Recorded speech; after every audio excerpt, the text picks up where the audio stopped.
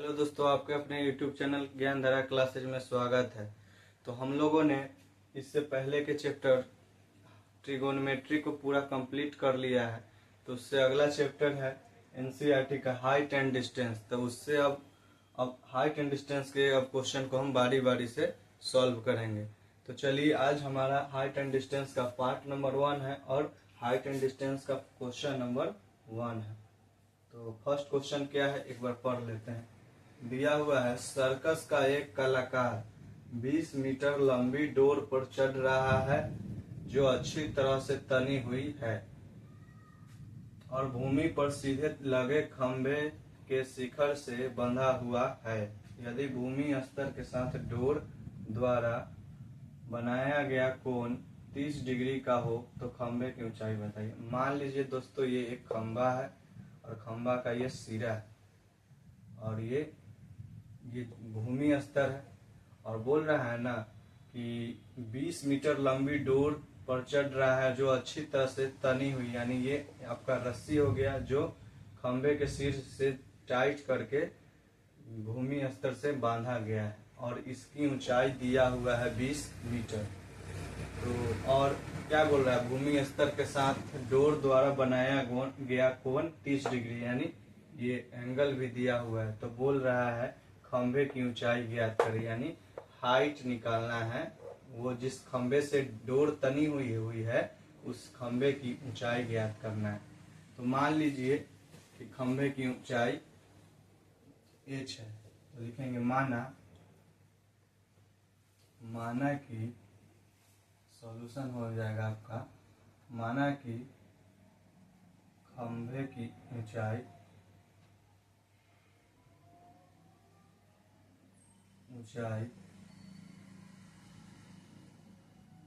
h metre है, या h मान लेते हैं, h है।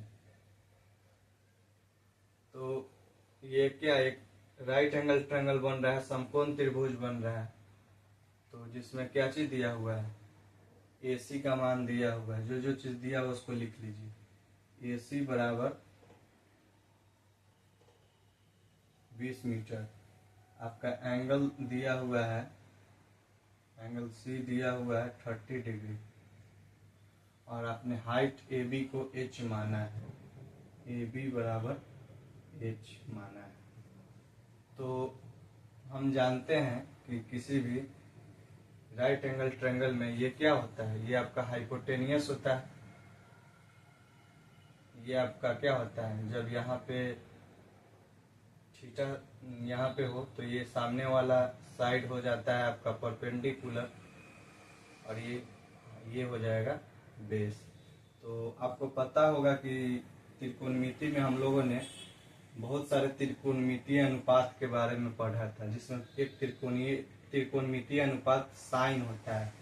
तो साइन थीटा बराबर क्या होता है, साइन थीटा बराबर हम जानते हैं साइन थीटा बराबर होता है परपेंडिकुलर बाय हाइपोटेनियस, यानी कर्ण बटे परपेंडिकुलर बटे हाइपोटेनियस होता है, यानी लंब बटे कर्ण होता है। तो चलिए, एंगल का मान कितना दिया हुआ है, साइन 30, यहाँ पे 30 डिग्री लिख लीजिए और परपेंडिकुलर का मान आपको निकालना है। तो परपेंडिकुलर इसी को ना हाइट माने हैं, तो ये आपका स्मॉल h हो गया और ये आपका हाइपोटेनियस का मान कितना दिया हुआ है, 20 दिया हुआ है। और साइन 30 का मान क्या होता है, साइन 30 का मान होता है 1/2 बराबर हो जाएगा h/20। जब इसको इसमें क्रॉस मल्टीप्लाई कीजिएगा और इसको इससे क्रॉस मल्टीप्लाई कीजिएगा तो ये आपका हो जाएगा 2h/20 और यहाँ पे h का मान आ जाएगा h बराबर 20/2, यानी h बराबर 10 मीटर आ गया। यानी जिस मतलब कि आपने AB को क्या माना था हाइट में, यानी आपका खंबे का हाइट पता करना था, तो खंबे का हाइट आपका आ गया 10 मीटर, यानी AB का मान कितना आ गया, 10 मीटर आ गया। यानी तो लिख सकते हैं अतः अतः खंभे खंभे की ऊंचाई को आपने शॉर्ट में क्या माना था एच, तो आपका एच कितना आ गया 10, अतः खंभे की ऊंचाई बराबर 10 मीटर। ये इस क्वेश्चन का सॉल्यूशन हो गया। उम्मीद करता हूं कि ये सॉल्यूशन आपको समझ में आया होगा, तो आप इसका स्क्रीनशॉट ले लीजिए। तो दोस्तों अब हमारा क्वेश्चन नंबर 2 है हाइट एंड डिस्टेंस का। तो चलिए इसको सॉल्व करते हैं। पहले क्वेश्चन को हम लोगों ने आसानी से सॉल्व कर लिया था। तो दूसरा क्वेश्चन है कि आंधी आने से एक पेड़ टूट जाता है और टूटा हुआ भाग इस तरह मुड़ जाता है कि, मान लीजिए एक पेड़ था और यहाँ से पेड़ टूट जाता है, आंधी आया यहाँ से पेड़ टूट गया। फिर क्या बोल रहा है, पेड़ का शिखर और टूटा हुआ भाग इस तरह मुड़ जाता है कि पेड़ का शिखर जमीन को छूने लगता है। ये जो पेड़ का शिखर है ना दोस्त, यही टूटा और ये जमीन को छूने लगा। ये जमीन है, ये टूटा हुआ भाग यहाँ से ब्रेक हो गया तो ये जमीन का भाग से छूने लगता है पेड़ का शिखर। और इसके साथ यानी जमीन के साथ ये जो यहाँ से टूट कर जो मुड़ा ना, यहाँ से जमीन के साथ 30 डिग्री का कोण बनाता है। पेड़ के पाद बिंदु से, दोस्तों थोड़ा हिंदी का टर्म क्रिटिकल होता है तो इससे कोई आप इश्यू नहीं लीजिएगा। थोड़ा ये एनसीईआरटी का क्वेश्चन थोड़ा लेंदी रहता है उसका लैंग्वेज। आप क्वेश्चन के सॉल्यूशन पे जाइए, सॉल्यूशन आपको बहुत आसानी मिलेगा। तो पेड़ के पाद बिंदु से जहाँ पेड़ का शिखर जमीन को छूता है, ये जो पेड़ का जो पाद बिंदु है, पेड़ का जो शिखर है ना, ये जमीन के पाद बिंदु से जो छूता है, ये डिस्टेंस है 8 मीटर। ये पेड़ टूटा, जमीन के साथ जुड़ा और यहाँ जो पेड़ का ये पाद बिंदु है उससे पेड़ का शिखर और जमीन के पाद बिंदु से ये जो डिस्टेंस है 8 मीटर का है। तो फिर बोल रहा है पेड़ की ऊंचाई बताइए। तो पेड़ का ऊंचाई बताना यानी पूरा पेड़ का ऊंचाई बताना है। इसको पेड़ चूंकि हमारा पेड़ कहाँ तक है, पहले ये डीबी पूरा ये पेड़ का हाइट हो गया। चूंकि यहाँ से ब्रेक हो गया तो सिर्फ क्या बचा, ए बी बचा और ये यहाँ से टूट गया तो यहाँ पे ये भाग ऐसे आके जमीन को छूने लगता है। तो इसका मान निकालेंगे, फिर इसका मान निकालेंगे और दोनों को जोड़ देंगे तो आपका ये हाइट हो जाएगा पेड़ का। तो चलिए इसको सॉल्यूशन बनाते हैं। सॉल्यूशन तो दोस्तों क्या दिया हुआ, मान लीजिए हमारा त्रिभुज है एबीसी, त्रिभुज ए बी सी में आपका ए बी आपका ये क्या होता है, ये होता है परपेंडिकुलर, थीटा के सामने वाला साइड परपेंडिकुलर, ये आपका बेस हो जाएगा और ये आपका हाइपोटेनियस हो जाएगा।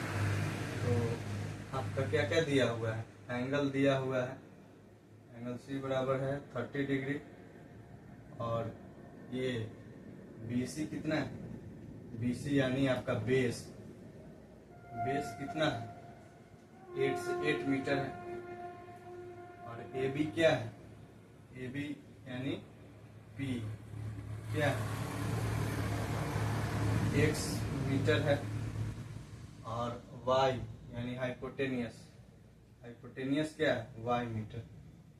तो चलिए इसको बनाते हैं। तो अलग अलग त्रिकोणमितीय अनुपात हम लोग जानते हैं, sine theta, cos theta, tan theta. तो उसी में से कोई एक का इस्तेमाल करके हम लोग इसका मान निकालेंगे। तो हम जानते हैं टेन थीटा एक त्रिकोणमितीय अनुपात होता है। तो टेन थीटा बराबर क्या होता है, टेन थीटा बराबर होता है परपेंडिकुलर बाय बेस, यानी लंब बटे आधार। आपको हिंदी में लिख देते हैं ताकि समझने में कोई कठिनाई ना हो। तो टेन थीटा का मान कितना है 30 डिग्री, 30 डिग्री और परपेंडिकुलर आपका क्या है x है और बेस क्या है 8 है। और tan 30 का मान क्या होता है 1/√3 और ये x हो गया और ये 8 हो गया। जब इसका क्रॉस मल्टीप्लाई कीजिएगा तो ये हो जाएगा √3 एक्स इक्वल टू 8, और यहाँ से x का वैल्यू आ जाएगा आपका, यहाँ से x का वैल्यू आपका आ जाएगा 8/√3। अब दोस्तों हम लोग इसका मान निकालेंगे, यानी y का मान निकालेंगे। तो y का मान हम निकाल लेते हैं यहाँ पे साइड में, चाहे यहाँ पे निकाल लीजिए। y का मान निकालना है तो एक त्रिकोणमितीय अनुपात होता है cos थीटा। तो cos लिखेंगे, cos थीटा बराबर क्या होता है, बेस बाई हाइपोटेनियस होता है, बेस बाई हाइपोटेनियस। तो आपका cos 30 का मान दिया हुआ है, cos 30 थीटा का मान, और आपका बेस क्या दिया हुआ है, 8 दिया हुआ है, तो 8 यहाँ पे लिख लीजिए। और हाइपोटेनियस क्या दिया हुआ है, हाइपोटेनियस आपका दिया हुआ है y, और cos 30 का मान क्या होता है, √3/2, और ये क्या हो जाएगा 8/y। तो क्रॉस मल्टीप्लाई जब करेंगे तो हो जाएगा √3y और 8 2 जा 16। तो यहाँ से आपका y का मान आने वाला है 16/√3। तो पेड़ का ऊंचाई क्या हो जाएगा, ये आपका x और y को जोड़ दीजिएगा तो पेड़ का ऊंचाई, अतः पेड़ की ऊंचाई क्या होने वाला है, ऊंचाई हो जाएगा आपका x प्लस y, और हमारा x का भी मान आया हुआ है और हमारा y का भी मान आया हुआ है, तो इसको जोड़ दीजिए। तो x का वैल्यू क्या है 8/√3 प्लस y का मान क्या है 16/√3। तो जब इसका एलसीएम आप लीजिएगा तो हो जाएगा √3 का √3 से √3 वन टाइम में, यानी 8, और यहाँ भी एक मात्रा में जाएगा तो हो जाएगा सिर्फ 16। तो आगे ये हो जाएगा 24/√3। जब इसका परिमेयकरण कीजिएगा तो √3 इंटू √3, ये हो जाएगा 24√3/3। ये 3 से 8 मरतबे में चला जाएगा तो क्या आ गया 8√3। अतः पेड़ की ऊंचाई आपका क्या आ गया 8√3। उम्मीद करता हूँ कि ये सॉल्यूशन भी आपको समझ में आया होगा, आप इसका स्क्रीनशॉट ले लीजिए। दोस्तों अब हमारा क्वेश्चन नंबर 3 है कि क्वेश्चन थोड़ा बड़ा है एनसीईआरटी का, तो थोड़ा टाइम लगेगा। एक ठेकेदार बच्चों को खेलने के लिए पार्क में 2 फिसलन पट्टी लगाना चाहता है। 5 वर्ष से कम उम्र के बच्चों के लिए वह एक ऐसी फिसलन पट्टी लगाना चाहती है जिसका शिखर 1.5 मीटर की ऊंचाई पर हो और भूमि के साथ 30 डिग्री का कोण बना रहा है। मान लीजिए दोस्तों ये एक 1.5 बोल रहा है ना, कि जिसका शिखर 1.5 मीटर की ऊंचाई पर हो। मान लीजिए जमीन से एक पोल गाड़ा हुआ है और उसका ऊंचाई है 1.5 मीटर, और उससे एक फिसलन पट्टी लगाना चाहता है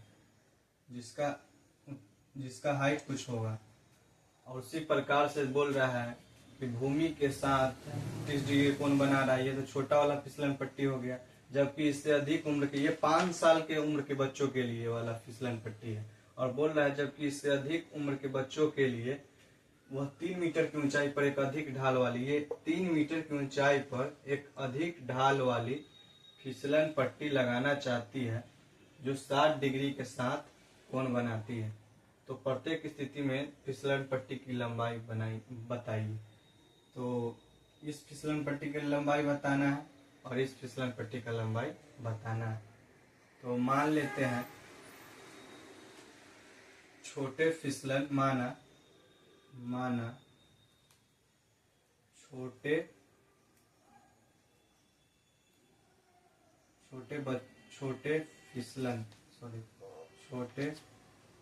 बच्चों के फिसलन पट्टी की लंबाई x मीटर मान लीजिए। तो चलिए इसको इसका एक्स का मान निकालते हैं। किस तरह से निकालेंगे? दिया हुआ है कि त्रिभुज ए बी सी दिया हुआ है, इसमें क्या क्या दिया हुआ है? ए बी दिया हुआ है, यानी ए बी क्या है? थीटा के सामने वाला साइड क्या होता है? परपेंडिकुलर, यानी परपेंडिकुलर का मान दिया हुआ है 1.5।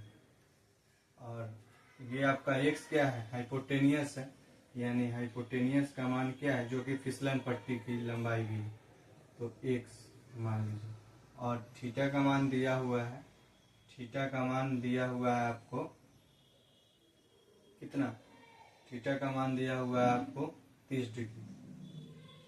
तो चलिए अब फिसलन पट्टी का लंबाई निकालते हैं। तो किस त्रिकोणमितीय अनुपात से आप जाएंगे? तो आपको चूंकि P का मान दिया हुआ है और हाइपोटेनियस का मान निकालना है, यानी x, यानी फिसलन पट्टी यही दिया हुआ है, तो एक त्रिकोणमितीय अनुपात होता है साइन थीटा। तो साइन थीटा में कैसे जाता है? साइन थीटा बराबर होता है P/h। तो लिखेंगे साइन थीटा बराबर P/h। साइन थीटा, थीटा का मान कितना है? 30 डिग्री। और परपेंडिकुलर का मान कितना दिया? 1.5। और हाइपोटेनियस आपका x है। अब इसका आगे साइन 30 का वैल्यू क्या होता है? साइन थीटा की वैल्यू होता है 1/2 बराबर हो जाएगा 1.5/x। क्रॉस मल्टीप्लाई कीजिएगा तब 1 इंटू एक्स हो जाएगा x, और 1.5 इंटू 2 हो जाएगा x बराबर आ गया 3। यानी छोटे फिसलन पट्टी की लंबाई आप क्या माने थे? x। अतः छोटे फिसलन पट्टी की लंबाई 3 मीटर है।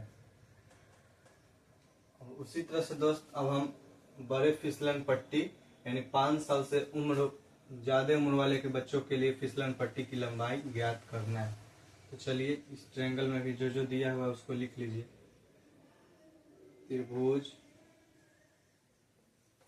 ए बी सी में क्या दिया हुआ है? आपका ए बी का मान दिया हुआ है 3।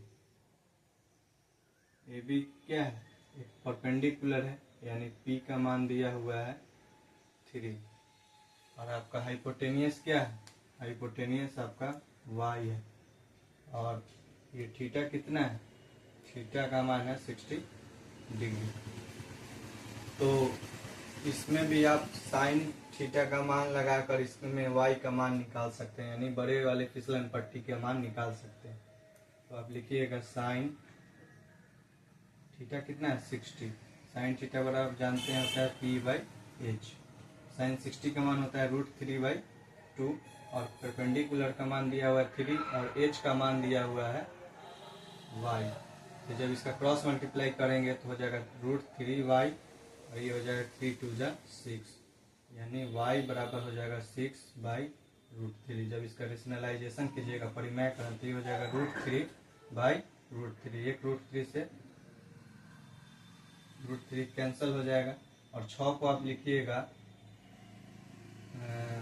3 इंटू 2 लिख देंगे, और ये हो जाएगा √3। फिर जब इसको 3 को लिखिएगा तो हो जाएगा √3 इंटू √3, और 2 का 2/√3। √3 से √3 कैंसिल हो जाएगा, तो क्या बचा? 2√3। यानी ये आपके बड़े फिसलन पट्टी की लंबाई आ गया। तो छोटे फिसलन पट्टी की लंबाई को आपने x माना था, और बड़े फिसलन पट्टी की लंबाई को y माना था। तो छोटे फिसलन पट्टी दोनों बोला ना कि प्रत्येक स्थिति में फिसलन पट्टी की लंबाई क्या होनी चाहिए। तो छोटे वाले फिसलन पट्टी की लंबाई x था, तो जिसका मान आ गया 3 मीटर, और बड़े वाले फिसलन पट्टी की लंबाई y था, जिसका मान हम लोगों ने फाइंड किया 2√3। तो ये इस क्वेश्चन का सॉल्यूशन हो गया। तो उम्मीद करता हूँ कि ये क्वेश्चन का सॉल्यूशन भी आपको समझ में आया होगा। तो इसका आप स्क्रीनशॉट ले लीजिए। तो दोस्तों अब हमारा क्वेश्चन नंबर 4 है। ये question number height and distance का क्वेश्चन नंबर 4 है कि दिया हुआ है भूमि के एक बिंदु से जो मीनार के पाद बिंदु से 30 मीटर की दूरी पर है, मीनार के शिखर का उन्नयन कोण 30 डिग्री है। तो मीनार की ऊंचाई ज्ञात करें। दोस्तों यहाँ एक टर्म आया उन्नयन कोण, और आगे के क्वेश्चनों में आएगा एक टर्म अवनमन कोण। तो थोड़ा पहले इसका डिफरेंस हम लोग जान लेते हैं। क्या बोल रहा है? उन्नयन कोण। तो एक उन्नयन कोण होता है, तो मान लीजिए जैसे कि ये एक ट्रायंगल है, ठीक है, ट्रायंगल है, और ये हमारा क्षैतिज रेखा है, क्षैतिज रेखा है, और ये आप ऊपर की ओर देख रहे हैं दृष्टि रेखा है, सॉरी दृष्टि मान लीजिए आप नीचे बैठे हुए हैं और ऊपर की ओर देख रहे हैं किसी वस्तु को, तो ऊपर दृष्टि रेखा हो जाएगा। तो जब क्षैतिज रेखा और दृष्टि रेखा के बीच जो कोण बनता है उसको उन्नयन कोण कहते हैं। और सिंपल भाषा में हम कह सकते हैं ना कि जब हम किसी वस्तु को देखने के लिए अपना सिर को उठाते हैं तो उस समय जो कोण बनता है उसको उन्नयन कोण कहते हैं। उसी तरह एक अपोजिट हो जाएगा, इसके अपोजिट हो जाएगा अवनमन कोण। तो उम्मीद करता हूँ कि उन्नयन तो आपको समझ में आ गया होगा। और एक होता है अवनमन कोण। अवनमन कोण कब बनता है? तो मान लीजिए कि यहाँ जैसे कुछ, मान लीजिए ये है एक ट्रायंगल, और मान लीजिए यहाँ एक, अब यहाँ मान लीजिए एक छत है, ये छत है, और छत के बालकोनी में आप यहाँ बैठे हुए हैं, छत के बालकोनी में आप यहाँ बैठे हुए हैं। तो ये जहाँ से आप बैठे हुए तो ये आपका हो गया क्षैतिज रेखा,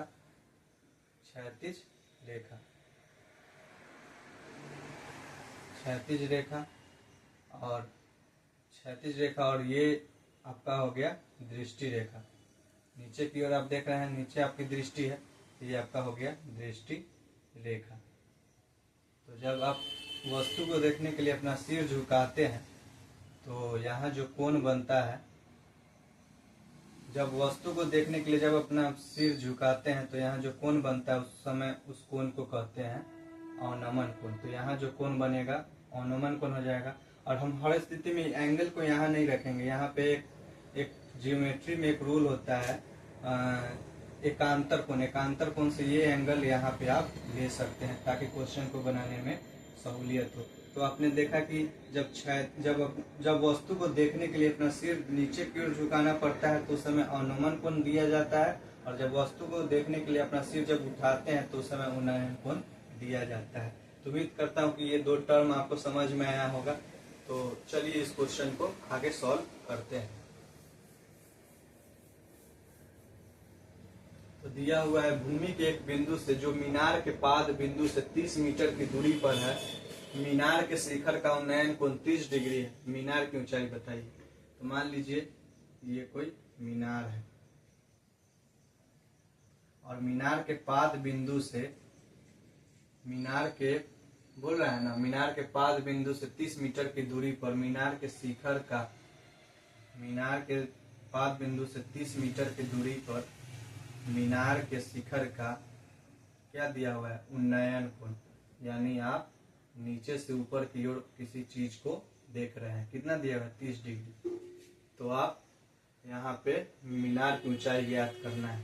तो मान लीजिए एक एंगल ABC है जिसमें जो दिया हुआ उसको लिख लीजिए। तो क्या दिया हुआ है? थीटा का मान दिया हुआ है 30 डिग्री। फिर से आपका BC यानी बेस दिया हुआ है 30 डिग्री, और आपको मीनार की ऊंचाई ये निकालना है। मान लीजिए मीनार की ऊंचाई ये परपेंडिकुलर होता है, तो ये परपेंडिकुलर का मान आप मान लीजिए h है। तो tan थीटा एक त्रिकोणमितीय अनुपात होता है, जो tan थीटा का मान क्या होता है? परपेंडिकुलर बाई बेस यानी P/B। तो tan 30 डिग्री है, तो यहाँ tan 30 डिग्री लिख लीजिए। और परपेंडिकुलर का मान क्या दिया हुआ है? मान लीजिए आपका उसका ऊंचाई निकालना है तो उसको h मान लीजिए शॉर्ट में, और बेस क्या दिया हुआ है? 30। और tan 30 का मान क्या होता है? tan 30 का मान होता है 1/√3, और ये है h/30 डिग्री। तो जब इसका क्रॉस मल्टीप्लाई कीजिएगा तो हो जाएगा 30, और ये √3h, और यहाँ से आपका h का मान आ जाएगा 30/√3। जो आपका इस क्वेश्चन का सॉल्यूशन हो गया। उम्मीद करता हूँ ये क्वेश्चन भी आपको समझ में आया होगा, तो आप इसका स्क्रीनशॉट ले लीजिए।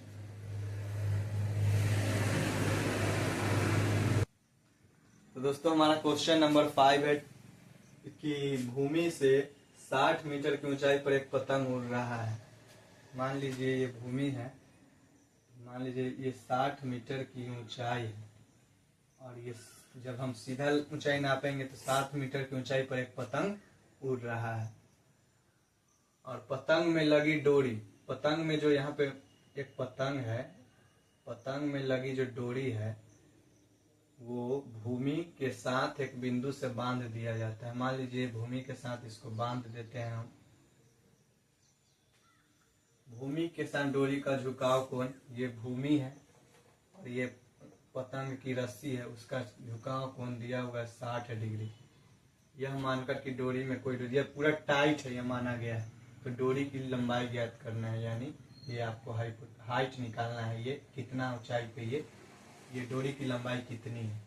तो चलिए आप निकालते हैं। तो कौन सा त्रिकोणमितीय अनुपात लगाइएगा इसमें, यहाँ पे साइन थीटा लगाइएगा। तो पहले जो जो चीज दिया हुआ उसको लिख लीजिए, यानी त्रिभुज, मान लीजिए ट्रायंगल ABC, मान लीजिए ABC, और इसमें क्या क्या दिया हुआ है, त्रिभुज ABC में थीटा दिया हुआ है आपका 60 डिग्री, फिर से आपका AB दिया हुआ है, यानी AB क्या है, ये परपेंडिकुलर है, तो ये क्या है, परपेंडिकुलर का मान 60 है, और आपको ये हाइपोटेनियस निकालना है, यानी डोरी की ऊंचाई निकालना है, यानी h निकालना है, जो क्या दिया हुआ है, मान लीजिए इसको आप मान लीजिए x मान लीजिए, यानी डोरी की लंबाई x मीटर है।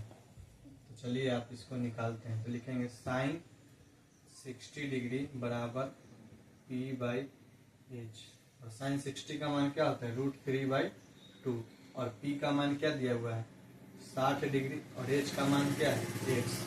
जब इसका क्रॉस मल्टीप्लाई हो जाएगा तो ये हो जाएगा √3x, और 60 टू जा 120, तो x का मान हो जाएगा 120/√3।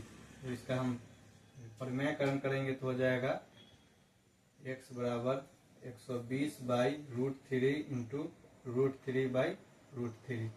तो इसको हम आगे लिख सकते हैं, 120 को क्या लिखिएगा 40 इंटू √3 इंटू √3, और ये √3 दिया हुआ है, और यहाँ √3 इंटू √3, तो 2 √3 से 2 √3 कैंसिल हो जाएगा, अब क्या बचा 40 √3। तो आपका पतंग की डोरी की लंबाई क्या आ गया, अतः लिख दीजिए पतंग की डोरी की लंबाई आ गया 40√3 मीटर। उम्मीद करता हूं दोस्तों कि ये क्वेश्चन का सॉल्यूशन भी आपको समझ में आया होगा। तो हम लोग इस पार्ट में क्वेश्चन नंबर 5 तक ही रखते हैं, इससे आगे के क्वेश्चन को अगले वीडियो में कंटिन्यू करेंगे। तो चलिए हमारे चैनल को सब्सक्राइब कर लीजिए और अपने दोस्तों में शेयर कर दीजिए। धन्यवाद।